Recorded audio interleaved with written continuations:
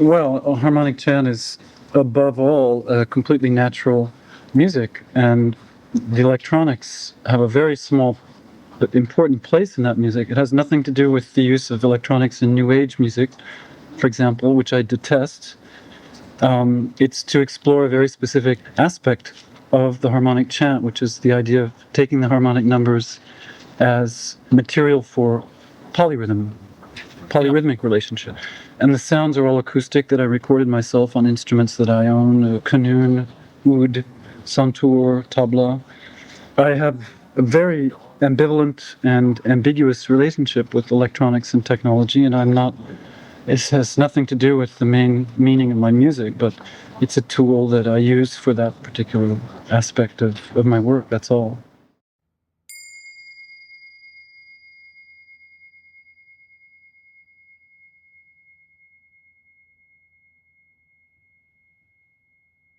Exactly, yes. And I think it has a particular resonance in relationship to the harmonic chant. It's the same thing. It's like this image of, when Leonard Cohen says the Tower of Song. So in the harmonic chant, we like to say that there are many floors in the Tower of Song. And because of these pure whole number relationships being what is true on every level in the Tower of Song, it's the harmonic chant. Polyrhythm is a form of harmonic chant, you could say.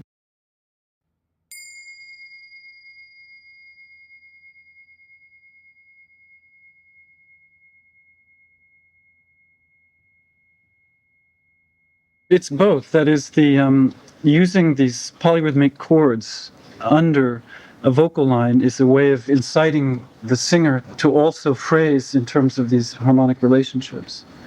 And for example, in the teaching we do a lot of exercises where you sing the polyrhythms, where you play the polyrhythms and then sing them.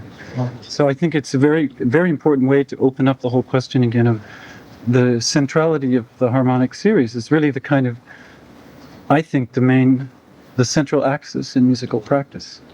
Like the color spectrum for visual art, it's really the most important principle. I think in Western civilization, this principle has become displaced from the center of our practice as musicians. Whereas it is to music what, the idea of the plumb line or the vertical is in architecture. I mean, it's really what all sounds are made of.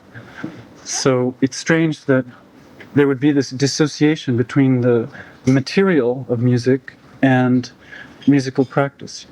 If we were working in stone or wood or glass or whatever, we would be obliged to know the innate nature of the materials we were working with. I think that this inner side of the structure of sound is of course, something we're aware of, but not something that's been presented in a very deep way as part of Western musical practice.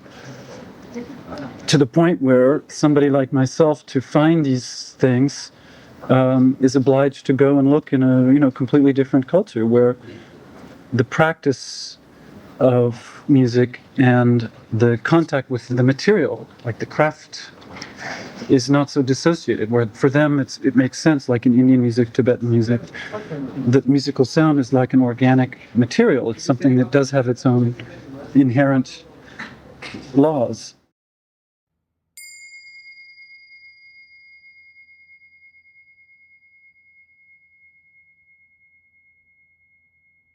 Yeah, and the harmonic chant is a kind of fusion of that vision of working with musical sound brought home to the body, to the human body and the voice.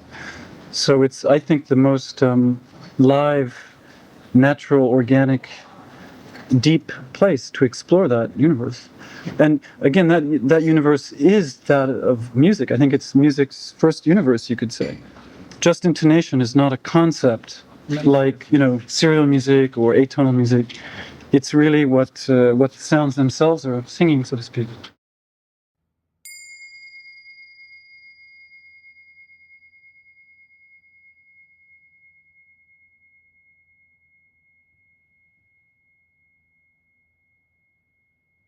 I'm very cautious about thinking or speaking too much about these things. I think that the harmonic chant, and in a general way, sacred chant, is a very important tool in spiritual practice. And I think it shows us many, many things about the vibrational structure of the body and of the universe.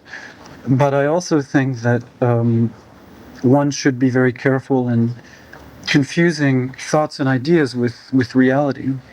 And I think in this whole, unfortunately, sort of New Age climate where so many spiritual claims are made about music, which sometimes has absolutely no content whatsoever, it's just ruined the possibilities of having interesting conversations about this sort of thing. But I do think I'm a very strong devotee of the idea of the law of seven, you could say, and the idea of the octave as being a sort of expression of the law of seven in nature.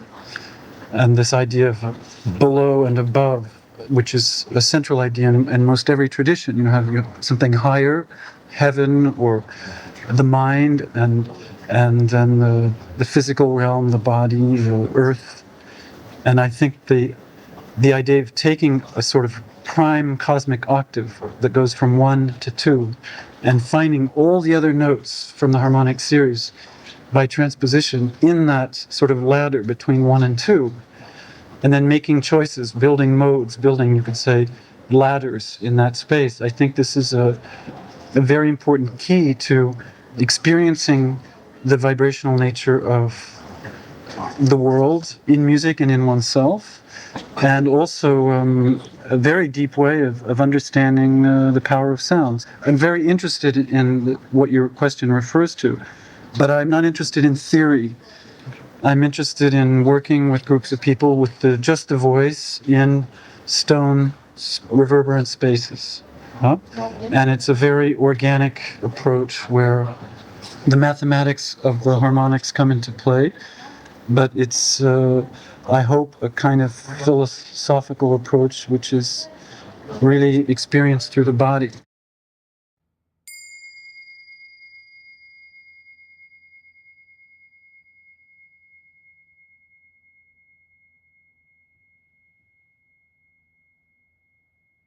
I was for 20 years a student in the Gurdjieff tradition, and I also had many contacts with Tibetan Buddhists and also with some Sufi people. And these contacts have been very, very important for me.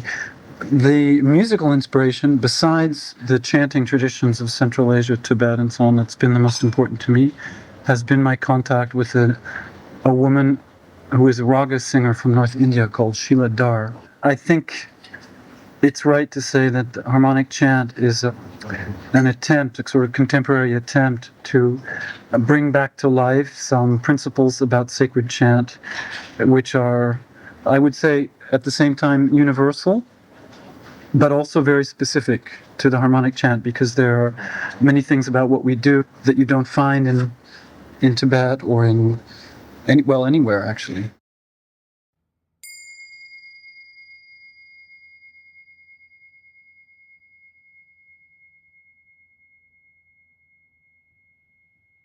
Alas, of course, I guess, but I don't quite see it that way.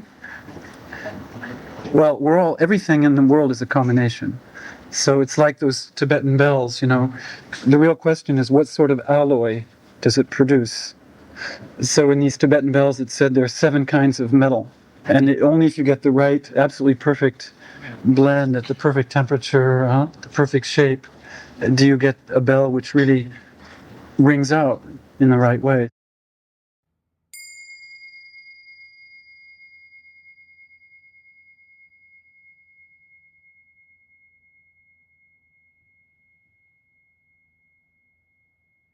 So it's true, there's a kind of fusion in the harmonic chant of the overtone chanting traditions of Tibet and Mongolia and Tuva. The just intonation movement, Lamont Young and Terry Riley, these are people I love.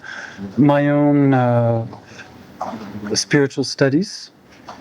But even if you carefully weigh all those factors, it still doesn't quite explain the harmonic chant. There's something pretty wonderful, I think, that happened that is sort of due to some more mysterious factor X, you know, I think it's important to say what it is, and I don't think it's, well, I think it is music that's very difficult to classify. I like to think of it as having a kind of primordial quality in the sense of prime order, a music that tries to come out of the beginning, has a kind of sense of being at the beginning of something. I think it obviously is part of a very broad modern movement towards finding again the roots of artistic practice in the sacred, but it's not really, it's very difficult to classify. It's not New Age, it's not really traditional music. It's inspired by traditional music, but it's not just that. It's not world music, it's not really contemporary music. It's kind of, in France, you know, for homeless people you say SDF, sans domicile fixe, which means no fixed address. So I say about myself in France that I'm SEF, which means no fixed label. It makes life in the music world very, very interesting and difficult, because in the end it demands, for communication to take place, demands the most essential act of perception, that is, that you stop thinking in the ordinary way and really take in what's happening, you know? It means it's a music which has can't fall back on anything habitual. It's obliged to recreate its meaning each time, because there isn't this kind of bed of thinking. It's not like you can say, well, it's jazz and he's playing a bit like this one and like that one, or well, it's Gregorian chant and it's in this style or school. It's something that, for better or worse, is kind of happening as if for the first time. Maybe at the same time, it's the sort of music or approach to singing, I think, which has something eternal about it. Like you would assume that people had always been doing this in some way. It makes so much sense. I mean, this is how it feels like to me, that it's obviously been going on like this for 1,000,000 years, you know.